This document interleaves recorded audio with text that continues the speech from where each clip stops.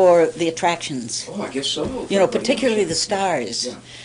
Because in those days, if the band leader was a hit, so were if he was a star, the musicians were stars in their own minds.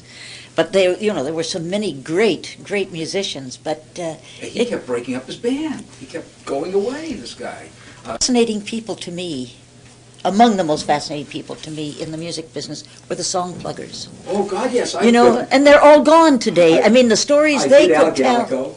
Yes, but I'm talking about the ones, the real, Al is I've known Al since he was in short pants. When he first saw you. Yeah. And, but, the real, I'm trying to think of some of their names now, but they were, the one that used to hang out with Bing Crosby a lot and Bob Hope. Was it Joni Taps? No, Joni was a music, I classified Joni as a music publisher, even though he was a contact man. But the pluggers. But I'm talking about the pluggers. They were in a class all by themselves. Yes. If there were any of them left, I would talk to them. I've talked to Lou Moody already. Yeah.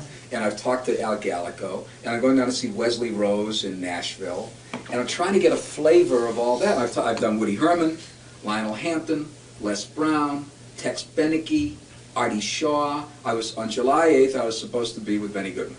He had finally given me an appointment. And he's a difficult man, but I told him we bought sturgeon at the same shop Murray Sturgeon shop in New York. So he says, okay, we'll do it then. And I'm doing Sinatra next month. I'm doing Dean. I'm doing jazz people. I've done Miles Davis and Stan Getz and Herbie Hancock and this is something that should be done. Well, 35 colleges have asked for the tapes already. You're almost an institutional name, How does it fit? The Andrews Sisters became, it's more than a singing group. It became, you're in crossword puzzles. Mm-hmm. They're on game shows on television. It's an expression. And every time you see three girls, you automatically think of the Andrews Sisters. Has that been hard to live with? No, I get a big kick out of that. I really, when Bette Midler's record came out on Boogie Woogie Bugle Boy, of course, a lot of people, even today, when I go on a cruise, if I do a lecture or if I do a show on a cruise, and people will come up and say to me, first of all, they misconstrue. They think that we own the song, Boogie Woogie Bugle Boy, which we don't, of course. But then they'll say, well, that wasn't very nice of her. And I would say, of Bette, to do your song. And I would say, well, it's great flattery. She did a wonderful job. And I said, we're very indebted to her because she recreated interest in the Andrews Sisters records, which is the truth, Joe. Because Universal MCA had done nothing. They would we'd get our royalty checks, but they'd go up and down, but they weren't doing anything to exploit the Andrews Sisters, and we were always very good sellers in the company. And Excuse me, just 1 minute. Keep your train of thought, but I just wanted to bring up something. Bette Bugle Boy, we took the royalty statements and looked back because we noticed that the royalties had been increasing about a year before Bette did Boogie Woogie Bugle Boy, and we didn't know where this grassroots movement obviously was coming from because there weren't that many records to buy, on the market. But Barry Manilow, who was the reason behind Bette's doing it, spurred it on, felt whatever it was that was happening that we were seeing reflected in the royalties, and then Bette did it, and then after that it was like it went up, and it's never come back down. Do you know how we were able to jab Universal into repressing our record? When Lou Levy owned Leeds Music, when Lou and I were married, and he owned Leeds Music many years ago, he had hired a little boy by the name of Nick Russo, who was then about 14 years old, and Nicky needed a job, and Lou put him in the stockroom. And Nick stayed all of those years with Leeds. And then when Leeds was sold, MCA kept Nicky on. That's not for us, is it? No, I'm just going to turn it off. So I was at that time, when Bette's record came out, I was up in Hartford, Connecticut doing summer stock. And Nick called me, and he said, I talked to Universal, and he said, or Decca, whatever they call it now over there, and he said that they're not re-releasing your record. And I said, why not? And he said, I don't know. He said, they're just sitting. So weeks went by, and I called Nick, and I said, I think we should do something, because her record is so big, and now I'm having people coming up and saying to me, isn't that your song? Or little kids who still see Buck Private say, oh, I heard you sing that with Abbott and Costello. So what Nick did, he got in touch with 5 different music jobbers around the country, and he got them to write into MCA and say we're having great requests for the Andrews Sisters. That's how they released it. They re-released the record. They've now got a wonderful package out now, an Andrews Sisters package. That's a hits package they put out. They put out a whole series of silver collection, I don't know what they call it, Louis Armstrong, Ella Fitzgerald, Andrews Sisters, Crosby, Dick Haymes, a whole series. I know those people over there. But are you seeing good royalty statements now? Oh, they're wonderful.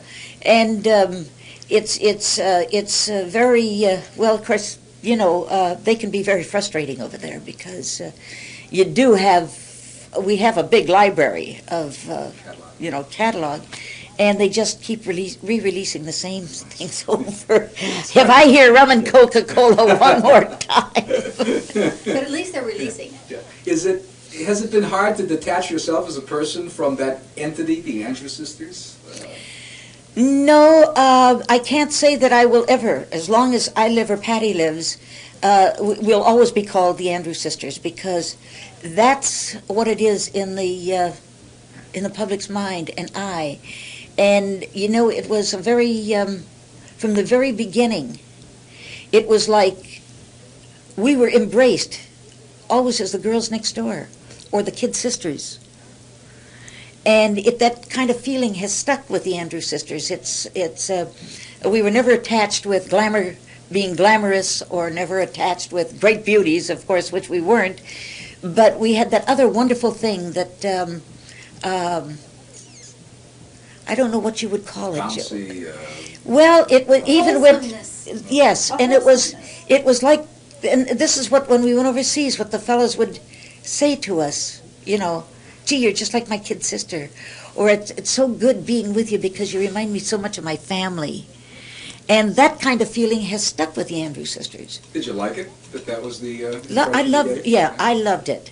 And I think my sisters loved it. Would they have rather been considered sexy or mysterious or anything like that? I don't know, Joe. I can't answer for them. I can only tell you how I felt. But there was no other real girls singing group at all during that period? No, there were a lot of groups, but... Now, I guess that what happened was that we hit with such impact. And, it was like after By Mere Bis Duchesne, we had like 7 hit records in a row. And it sort of cemented our place in the record industry. Some background. Was it a musical family in Minneapolis that you girls came from? Not really. No, my father was a Greek and owned a restaurant.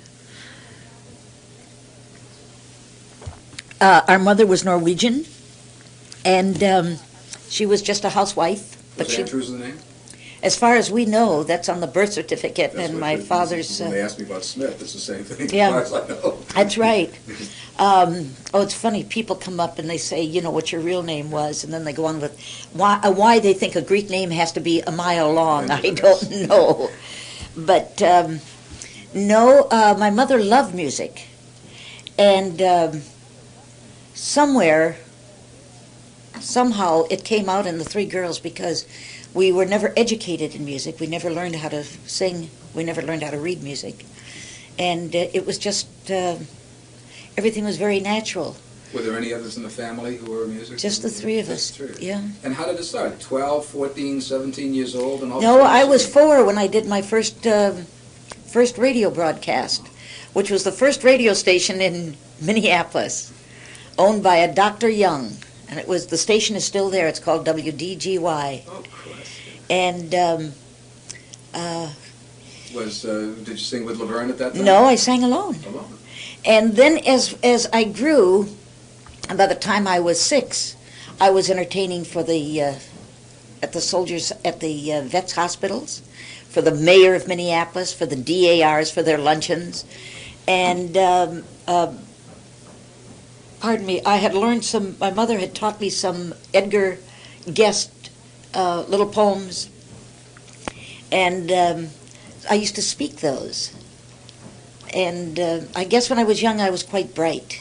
I don't know what happened but I didn't have any of the worldly problems to stymie that mental growth. But when was the first time the three of you started singing together? When Patty was about 7, Laverne started the trio, and the great influence was the Boswell sisters. They did a show on radio with Bing Crosby, Tony Wands, who was a poet, and the Boswell sisters. And Laverne had first heard them on the radio. They would come on from Monday to Friday. I think it was either 4:15. I think it was about 4:15 to 4 o'clock to 4:15, because I remember it was close to when we got out of school. And like everybody did in those days, you put your chairs around the radio if you had a console, and you'd sit there and you'd watch it, while you were listening to the sounds coming out. And by the time Laverne was 6, 7 years old, she played great piano, all by ear. And so she would remember some of the intricate arrangements. See, the Boswell sisters were the first, at least harmony group that we knew of, that had started a whole new trend by taking the liberties of taking a written song and then doing what we call vocal arrangements to it. And they were intricate at that time, very intricate. And so the thing we wanted to do was copy that. Well, we got so good at copying, we even developed a southern accent. You couldn't sing their songs without having a southern accent. When did she develop enough talent to make your own vocal arrangements? That came when we got into professional show business. When Patty was 11, I was 13, and Laverne was just about 16. And we had a chance to go into what they used to call the RKO circuit. And we played a different theater every week. Around Minneapolis? No, around the country. You were that good? This man took 9 youngsters, 16 under, on this show. There were 55 people in this unit show. And we traveled every week to a different city. We went from south to north and east to west for 1 year.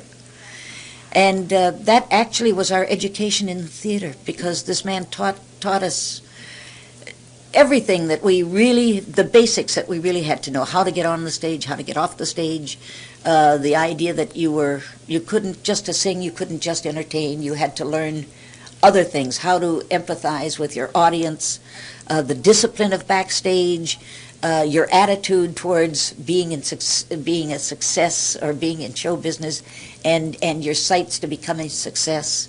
And they used to talk about the circles. They talk about the 5-year circle, then they talk about the 10-year circle, and once you reach the 10-year circle, from then on, that was called the golden circle. And that meant that from that point on, you were an established star. So you never had to worry. You could always find work. The only thing is they didn't look into the 50s and 60s and see the tremendous change that was going to take place. In doing that. What kind of encouragement did you get from your family, your parents, going out there like this? The only encouragement we got was they let us go. We were supposed to get $250 a week, but we never saw any of that money. We got $1 a day. Everybody got $1 a day, but the Andrews sisters got $1 between them. Oh, wow. Where did the money go home? I mean, they shipped that money to you? I don't think so. You got paid? I don't think, no. And it's funny, Linda brought up that question one day. We were sitting around talking, and she said, did you ever stop to think, whatever happened to the money? Why didn't your parents say anything? And I said, I have no idea. I mean, I don't think it went home, but I don't understand why, unless my folks were, no, I think if they were writing to Larry, the man's name was Larry Rich, if they were writing to Larry, that he was somehow conning them, whether he was telling them he was saving it for us or whatever it was. Anyhow, we never saw any of it.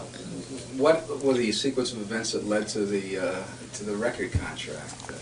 It's on a radio broadcast somewhere? Yeah, well, that was it was a radio broadcast, but our father, as I told you, being Greek, and pretty much of bringing in all of the old country taboos. I guess to a European Greek, having a female in show business was not an honorable position. He never said that to us, but he showed it to us in so many ways of his disapproval. And his idea was that his daughters should go back to school and become private secretaries, which was the furthest thing from Laverne's mind, Patty's mind, or my mind. And we had been with a band called Leon Belasco and his orchestra.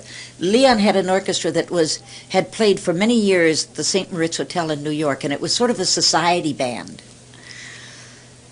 And when he heard us sing, we were singing with a small band out of Chicago, and we had the band had taken a job at the Lowry Hotel in St. Paul. Billy Swanson? No, Billy Swanson was in New York. This comes later. But this, Leon heard, one of the boys in Leon's band heard us sing with this other band and had convinced Leon that he should hire us. So we did, and we worked for Leon for almost a year, I think it was, on the road. What was it like for you on the road there for three young girls? It was fine because our mother and father traveled with us, and we had each other. And the fellas in this band were all were wonderful gentlemen. So it was, and we always found things to do. We rehearsed a lot. We were always learning new songs. And because we were really very ambitious. I guess maybe it was because of our attitude towards our dad that he wanted it to end and we wanted it to go on. And so we figured that the only way it was going to go on is if we really worked. And we knew that the more we rehearsed, the better our sound was getting, the closer the harmonies were getting, the closer the blend was getting, the more we understood singing with each other what each one had to do.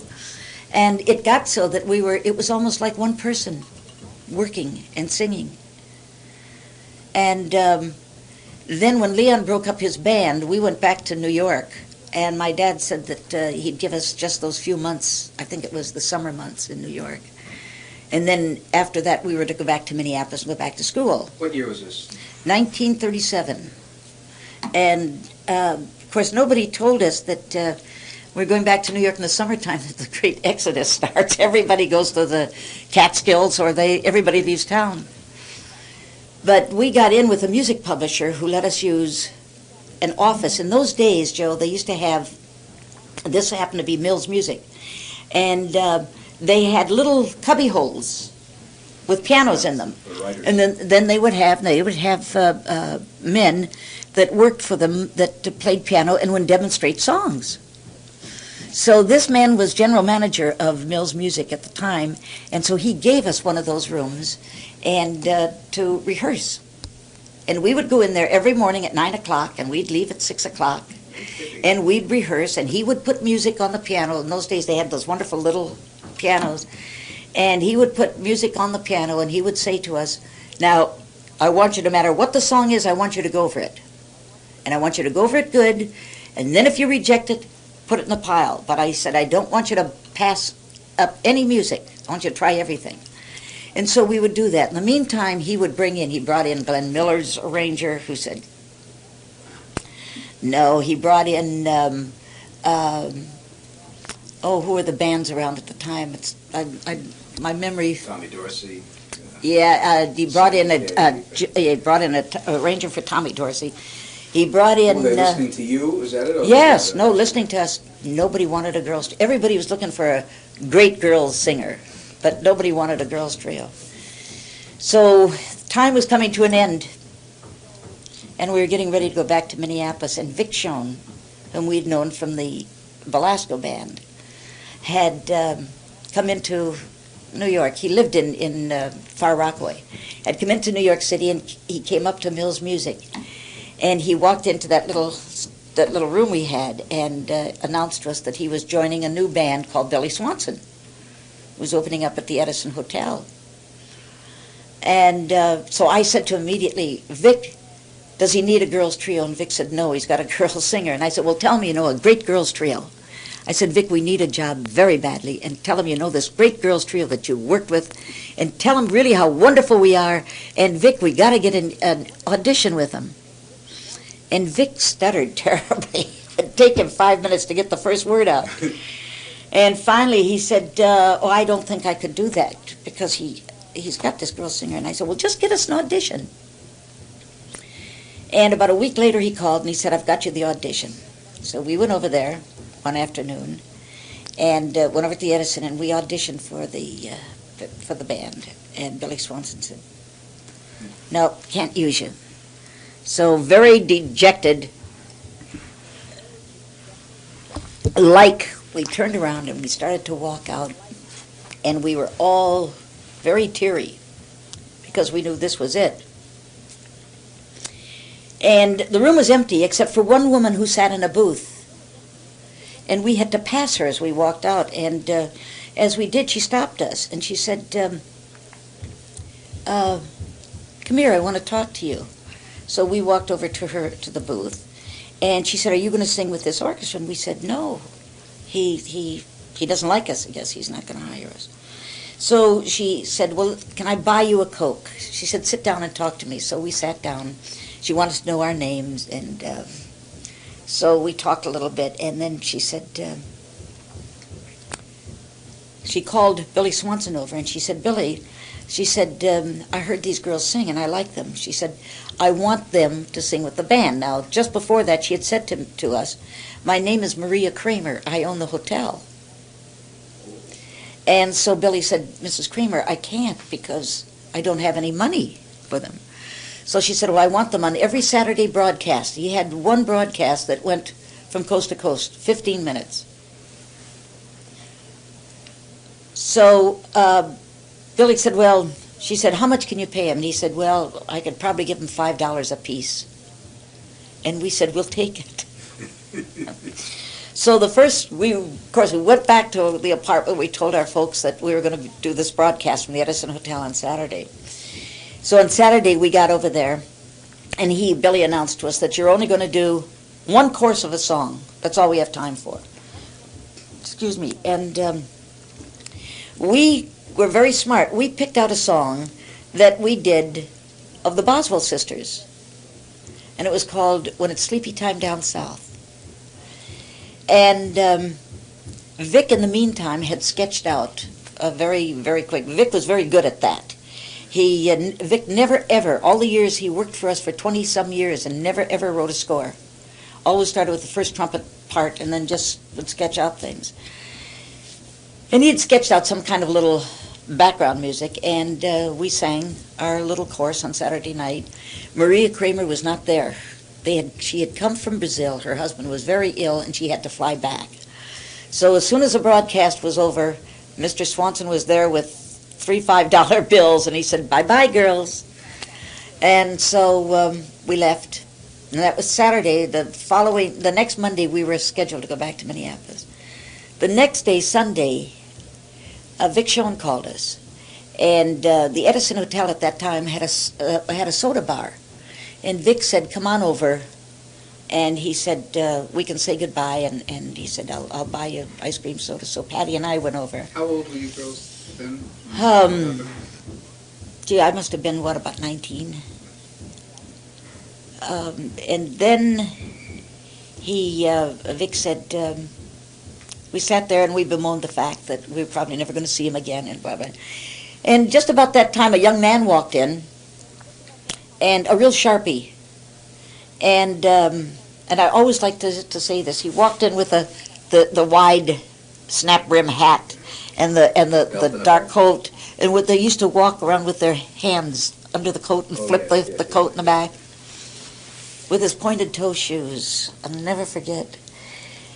And he said, he addressed himself to Vic, and he said, oh, you've got a girls' trio that sings with your orchestra. And Vic says, no, we don't. And so this guy said, well, he said, I'm looking for that girls' trio. And Vic said, well, they don't work with us anymore.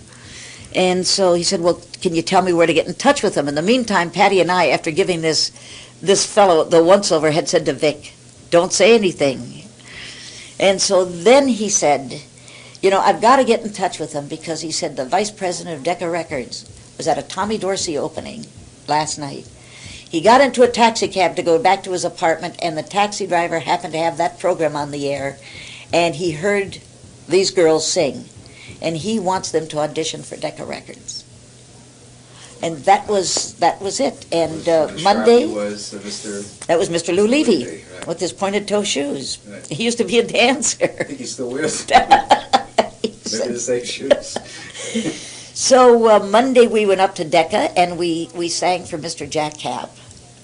And you know, you were... Jack or Dave? Was No, Jack. Dave was one who heard us. But it was Jack who was the president. And we were used to, we went in and we fortified ourselves. I think we sang When It's Sleepy Time Down South. And Jack put himself, he was standing at the round end of the grand piano in the recording studio. And he kept asking us to sing another song. Well, sing another song. We sang 7 songs for him. And then very quietly he said to us, how would you like to record for Decca Records? Oh. That was it. Saved by the bell. That's right. Twice. Ran home and said to Mama and Papa, unpack. And so we did. We signed a contract.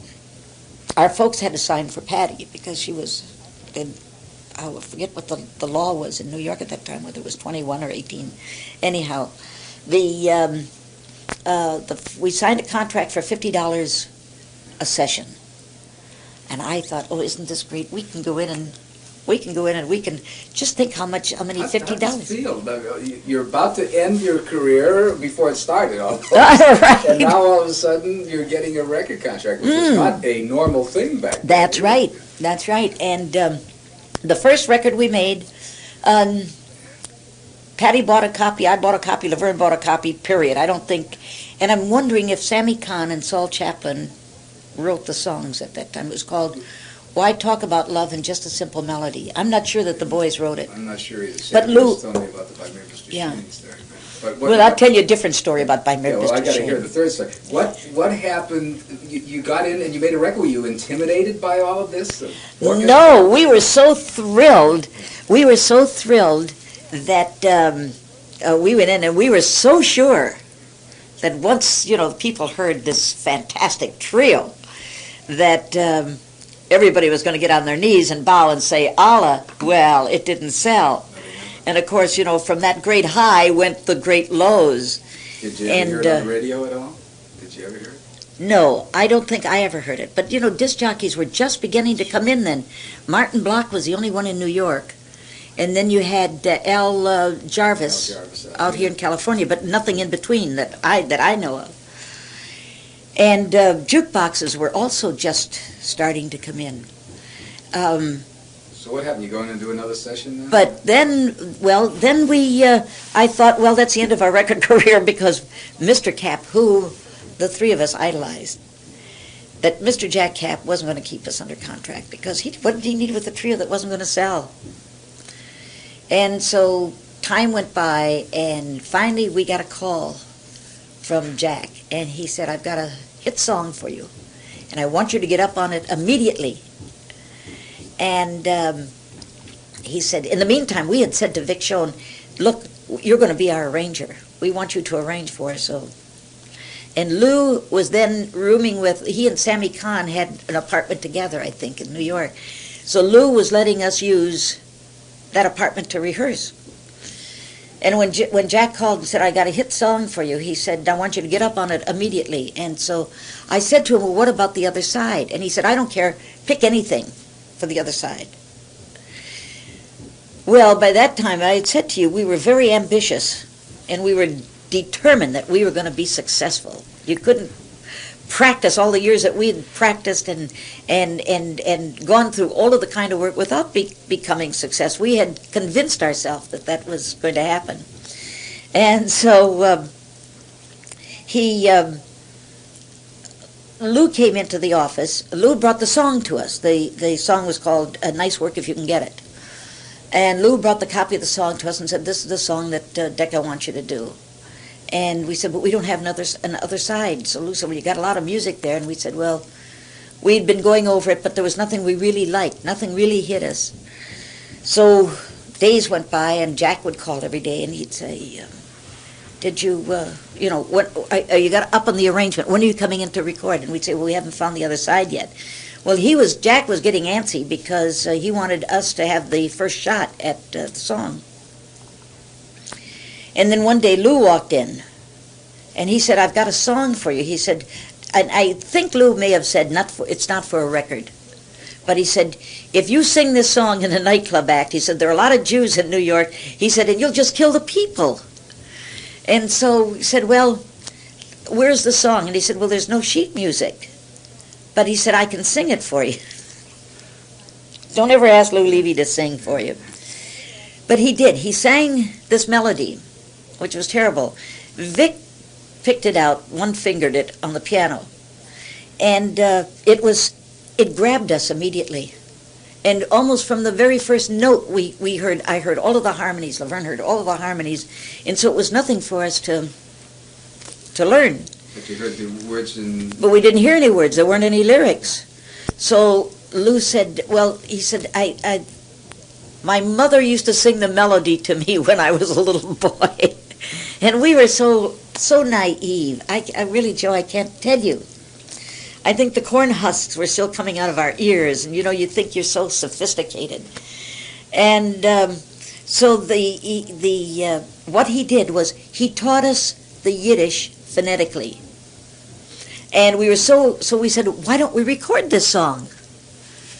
And when Jack Cap called, we said, we got a second side. And he said, what is it? We said, you're going to love it. So he said, fine, set the date. We went at the studio, we did the arrangement of Nice Work If You Can Get It, and then we did the second side. And Jack used to have all the recording sessions piped into his office 2 floors above the studio.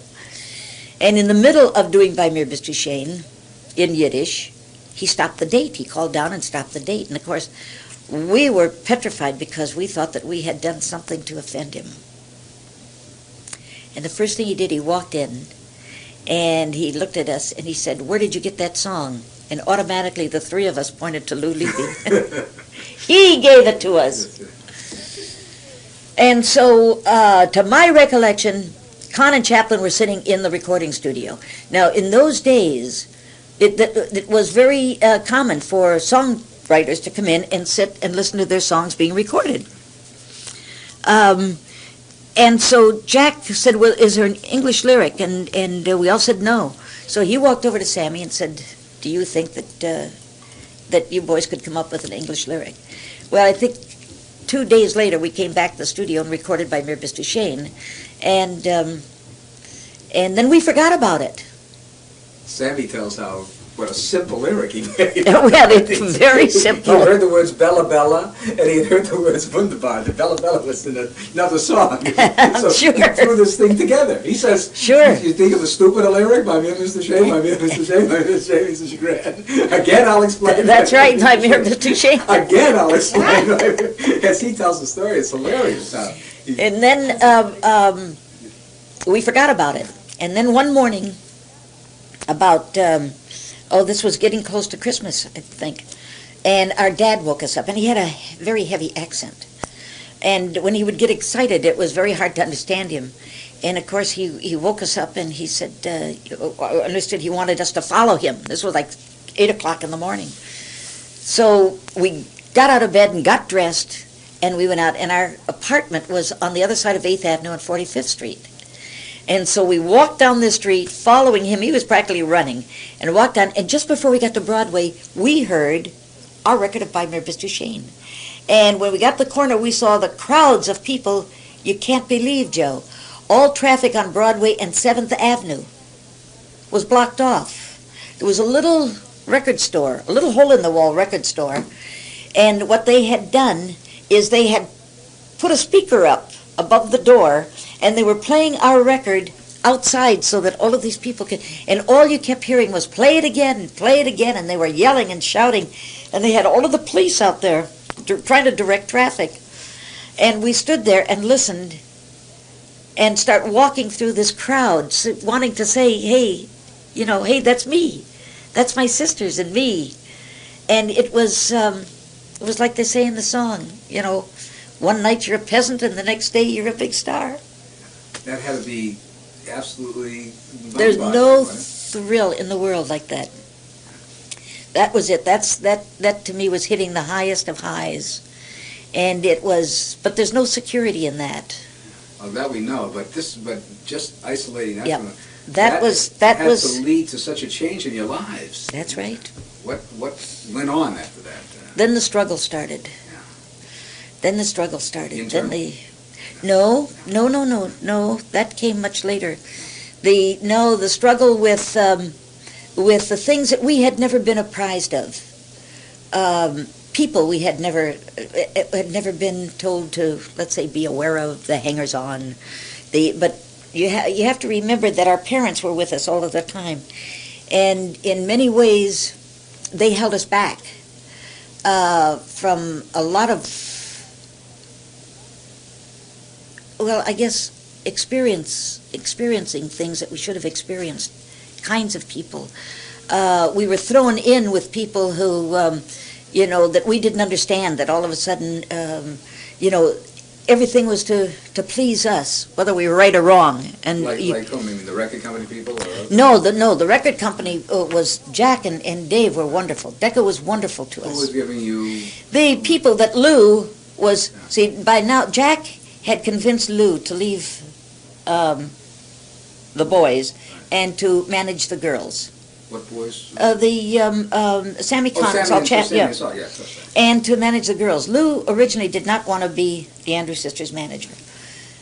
But I guess Jack had convinced him, and it was a lot of people that surrounded Lou that, because of our association, we were surrounded with.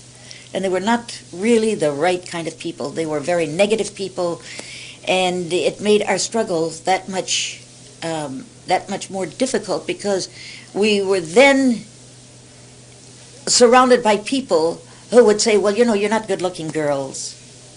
And, well, if you get, you really should take this because you're not going to get anything else.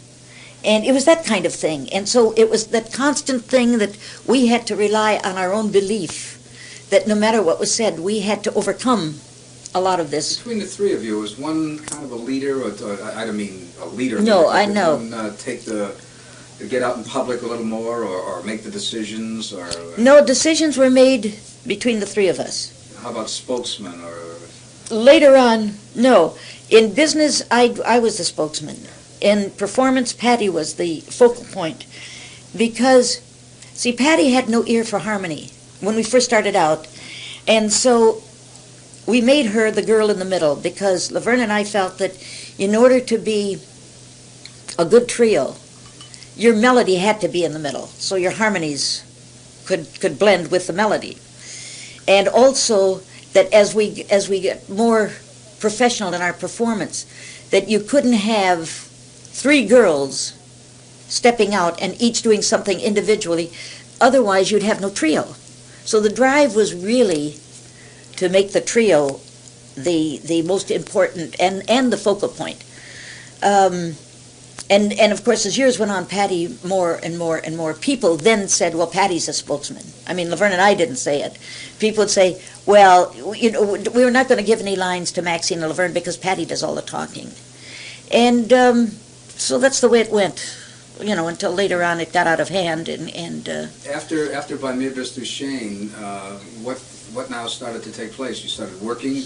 Yes, well, we couldn't get a job right away. And the first job we got was at the Metropolitan Theater in Boston for $500 for the week, and it was over New Year's.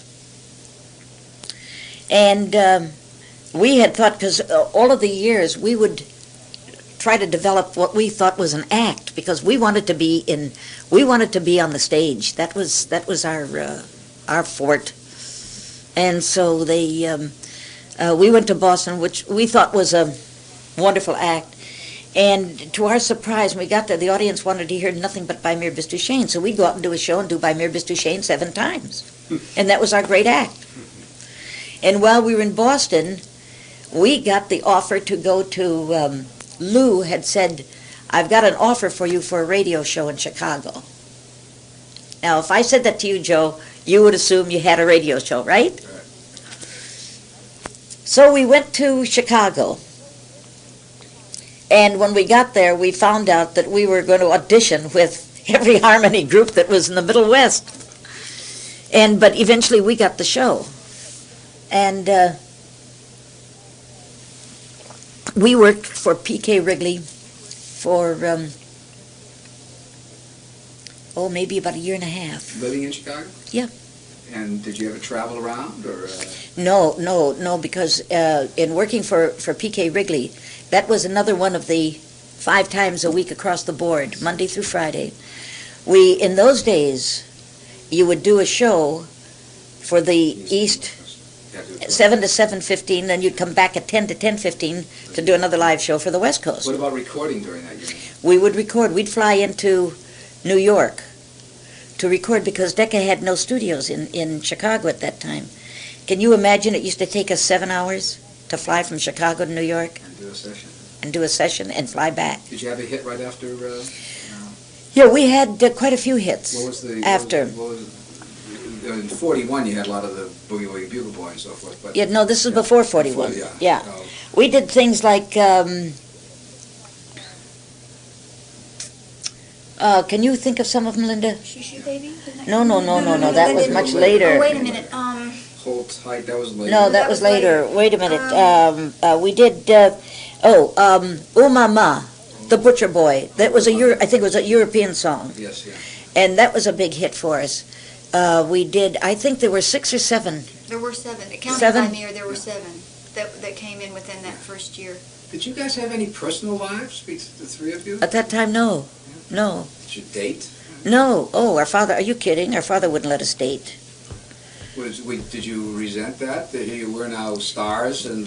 Well, I'll tell you the truth. It may sound ridiculous to you, but we never thought of ourselves as stars.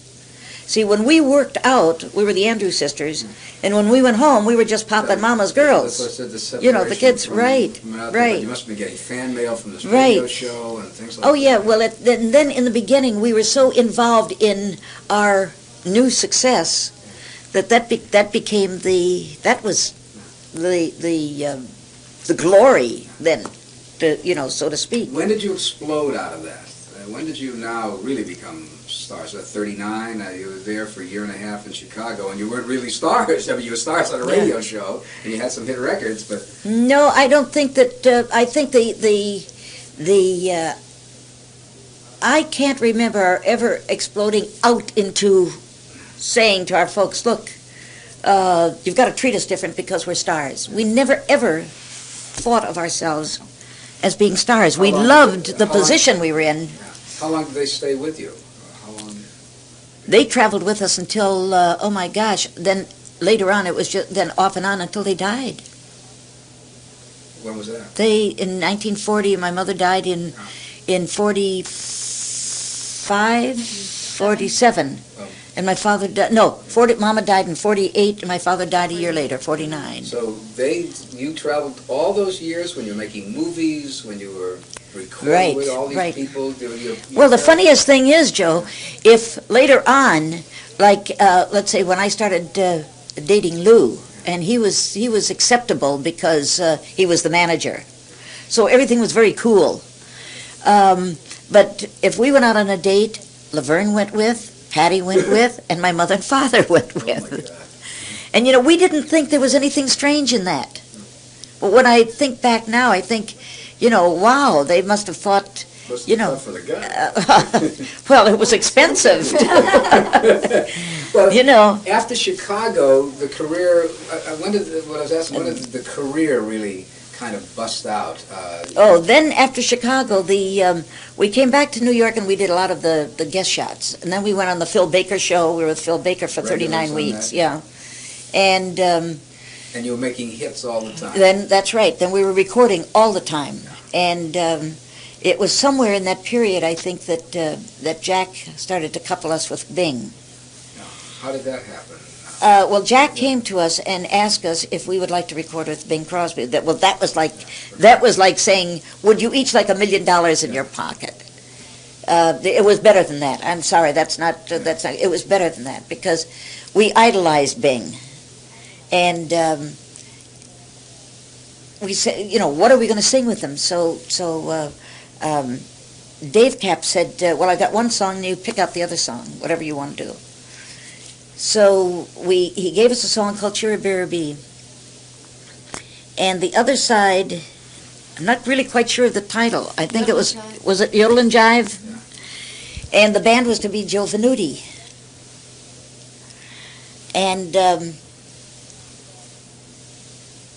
we couldn't wait for the date. We had to see the only way. New York. It was going to be in New York.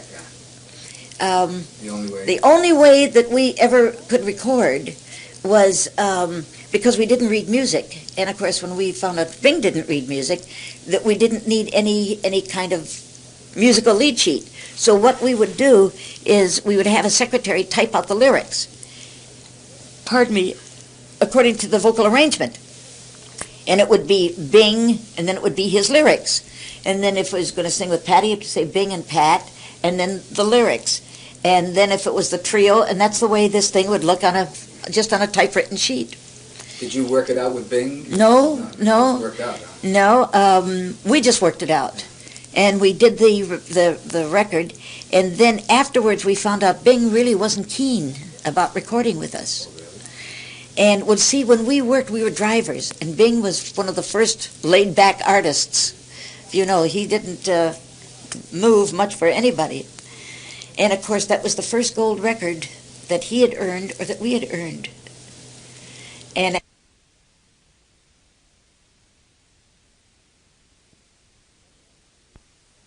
talks about it. He was the only star. That's right. He was the biggest and only star, Bing Crosby, during those he could do no wrong. Yeah. But he was a joy to work with because he was so talented that he was so professional. He would come in, and we found out that he liked to record first thing in the morning. So many times we'd go into the studio at 8 o'clock in the morning and record, and he liked that because he always felt his voice. See, from what I understand, Bing's idol was Al Jolson.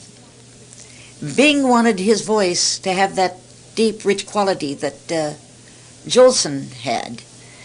And so Bing always felt that his voice would be lower and bigger in the morning. But he was a joy to work with because you'd go in, the band would run down the musical arrangement, and then we'd run it down with Bing once, and maybe the next time would be a take, and that would be it. There was never any laboring. If you had to labor over a song, he wouldn't do it. Was there any socializing with Bing at all? No. No, just once Dixie invited us to his 49th birthday party, but we were working at the Coconut Grove, But there was no business with That's right. Yeah. That's right. And I preferred it that way because Bing was a very strange man. I mean, he was a loner, and I was never that taken in with other artists or people. I guess I had friends who were not in the business, and I just wanted it that way. Who else did you work with? There was Dick Haymes, I remember. Or Dick Haymes, or Carmen Miranda, Eddie Haywood, Danny Kaye. What about with Haymes? What kind of singer, what kind of guy was he? Well, Dick was a good singer, but he was not pleasant to work with. Dick was what we call a line counter. He would look at the same thing. We would bring in the same kind of sheet, and then before he would come in and try the thing down, he'd go off in a corner and count how many lines he had to sing. And so when we made an arrangement, it wasn't to feature the Andrews Sisters. It was like building a house. We wanted to make an interesting arrangement. And by the time he got done with it, it was nothing. It was the girls sing a chorus and he'll sing a chorus, and that was it. So we really didn't enjoy singing with Dick too much. You had to go sing with anybody that Cap wanted you to sing with, is that it? No, we didn't have to. You've seen that picture? It's funny, too, No. because of all the people they recorded with, the only one that they never got a hit with. Was Dick Haymes. Was Dick, and it's a shame because we had the songs. Yeah, the titles read wonderfully, but forget it. See, this is when we did the Campbell Soup Show, when they replaced Bob Crosby, whom they had a lot of trouble with. They replaced him with Dick Haymes, who they had more trouble with. Because at that time, he was married to Nora Eddington, Oh, yes. Errol Flynn's ex-wife. And it was always lovey-dovey. I mean, in the middle of rehearsal, she'd walk into the studio, and he would stop everything, and he would lay down on the floor over the stage, so, into the audience, and they would sit there and neck. It was embarrassing, I must say. So. Yes. It's also being very annoying doing that. Were you making records on your own still, in addition to making other? Oh, sure. So you were Yeah. busy recording a lot. Oh, yeah. weren't you? We recorded lots of songs. We And- must have recorded at least a couple of thousand songs, at least. Any highlights during that period? The radio show, the travel. You also did something with Glenn Miller. Yeah, we did a show with Glenn Miller, but it didn't. When it was over, we were all very happy about it, including Glenn. Not because he had anything to do with it, because Glenn was wonderful to work with. But that's when the big explosion came from the Andrews Sisters, went to break out of the mold that we had been cast in, that we were tied down in, and that was the first breakaway from the family. What year was that? Is that 40? Must have been 40, 41. Miller went into service in 42, I guess. It was probably around 40. 40. Yeah. And See, go ahead, darling. and I was just, what was the story of this, the start of these problems internally? Well, I guess probably everything had been boiling up inside of me. Again, I can't speak for my sisters. I'd never gotten along with my father. And he was very anti so many things.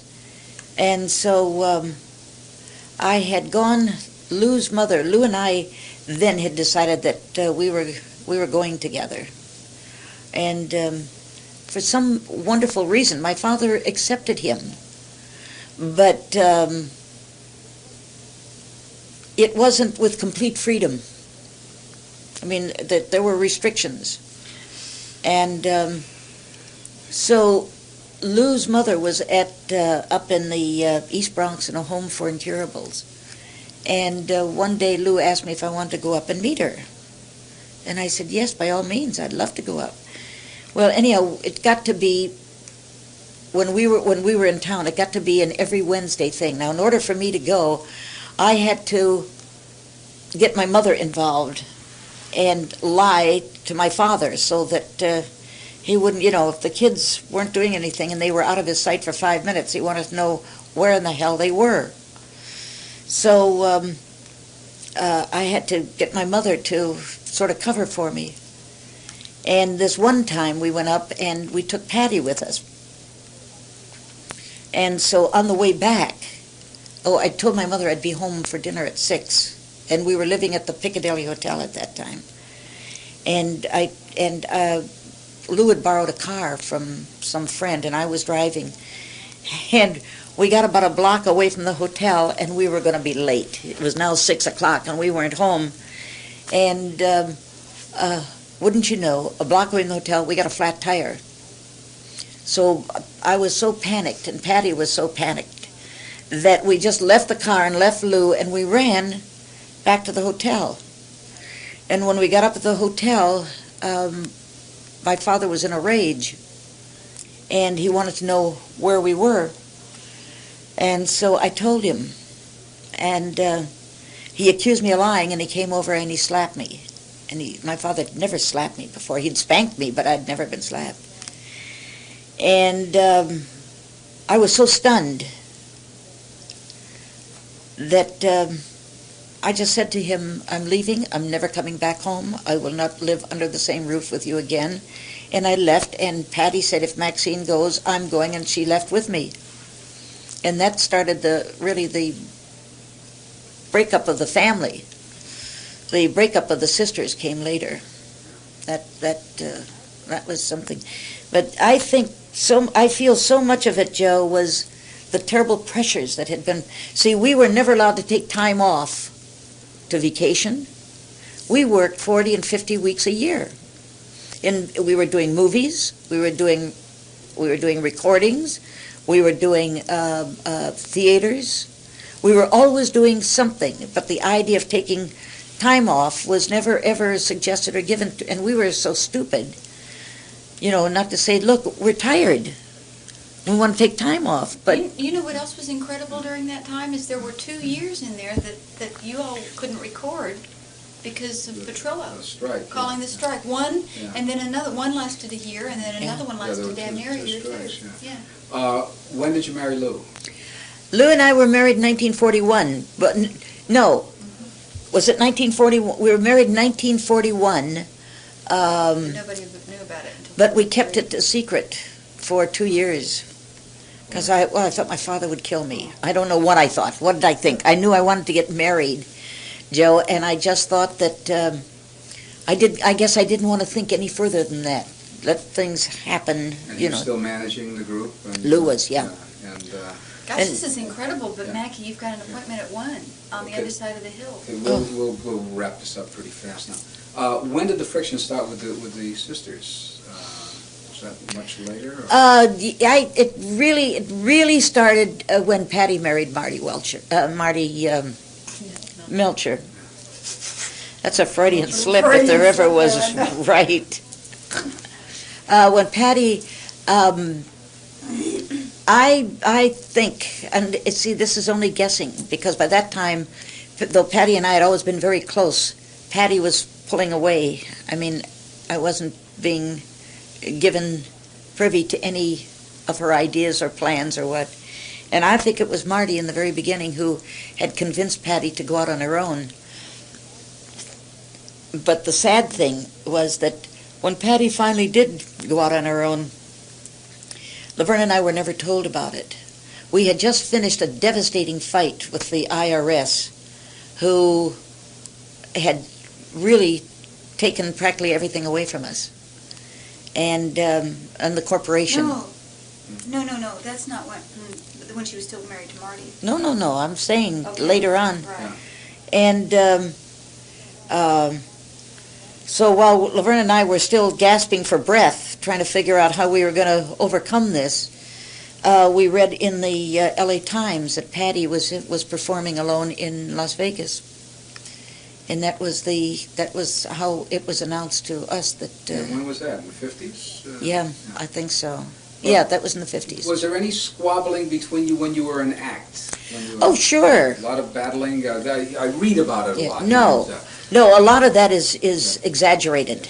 There was never anything physical between us. Never. And disagreements, what, about the music? Yeah, our disagreements were primarily over our work at rehearsals, because you have to imagine the frustration that you're in when you can't read music and you've got to learn between 6 shows a day, you've got to learn 5 arrangements or 4 arrangements for a recording session, and then go in and record. And, as young as we were and as healthy as we were, your nerves get really stretched beyond... I'm surprised that we lasted as long as we did. How good were you? How good was the trio? I mean, as you look back, were you really good singers, do you think? I think we were the best. I'm sorry to have to say that. No, I shouldn't say I'm sorry. I'm looking... We were the best because we had a unique sound. We had... see, I've always said that people who cannot read music sing from their hearts, and people who read music sing through their eyes. That's what I believe, and I think I'm right. You will find when you got the Ames brothers how wonderful they were. Now, I don't know if they read music or not, but I don't think so. But those Ames brothers, the harmonies were so wonderful. The sound was so great. The Mills brothers. The Mills brothers, same thing. And maybe the fact that they're related had something to do with it. What was the best of times? If you had to take a year or 6 months and say, this was the best, I wish I could just relive that time. What was when in looking back, I'd take the times before our success. They were the happiest to me. Success was always a mixed bag then for you, huh? Because of the family problems and the outside pressures. Well, it was the outside pressures, and and it was very, it was hard for us to recognize the fact that when you are successful, it's like you become everybody's property. Gossip starts, people tell lies, you find yourself being exploited, and at that time, because we didn't know, or maybe if people do know, they can't help being exploited. I don't know. Looking back now, I just find it very disgusting and very degrading because it took away all of the kind of privacy I like. And I felt that the only thing I ever owed people was my ability to get out there and sing and be good and professional about it. And the rest of my life belonged to me, but when you're successful, that doesn't work. Maxine said to me once, she said, if you could have a crystal ball and you could see in the future, there should be mandatory education, college education, someplace, success school you could go to learn how to handle just particularly the success that show business You does. can imagine how many people I talked to who got washed up on the shore because they couldn't deal with it. That's right. How many people I've seen in rock and roll, it's led to drugs and death, not to be able to take that pressure. You and Patty did a show on Broadway together. Yes. Had you been apart for all those years? Yes, we'd been apart. Estranged and I'd been up at Lake Tahoe teaching at a college. I taught at a college up there for 2.5 years. And when the show came along, it was something I had always wanted the Andrews Sisters to do, because I figured that was the only thing in our career we hadn't done, was a Broadway show. And so there were a lot of reports that Patty and I squabbled a lot. Now, Linda was there, so Linda knows it was just a lot of hogwash. And publicity. And it all hurt. I don't mind if it was true. And Linda's my daughter, so that's why she knows so much about me. See, if it's true, then I can say, well, look, I only have myself to blame for it because I created it. But it wasn't true. And Patty did squabble with the producers at one point because they did a very stupid thing. They did a television commercial on the show, and they titled it I forget, I confuse it between their ad they did for Grease, but it's either the dancingest show in town or an explosion of knockout dancing. Dancing, I think that's what I think that was it. The Andrews Sisters explosion. I've always been and they never dancing. used the Andrews Sisters, in the ad. And Patty took offense to that. Was the show fun to do, though? Oh, loved it. It was ran a year. And then the big trouble came at the end when they had a 2-year contract with us. And when they wanted to put the show on the road, there was a lot of screwing up there, and so it never did get on the road. But it was a great experience. I wouldn't trade it for anything. Would you have traded any of this whole career for anything? In many ways, yes. In many ways, yes. It gave me some things that probably I would never have had, like a little financial security, and but I've never liked, if anyone really wants to offend me, if they invite me to their home and when I walk in they're playing Andrews Sisters records, I'll turn right around and walk out. And it's not that I'm ashamed of anything we did, it's just that that's in the past, and I've never sat around and listened to our records. It's been done. I've always been very proud of the work we did. But when I compare it to the other kinds of lost happiness, I'd give it all up. Well, thank you.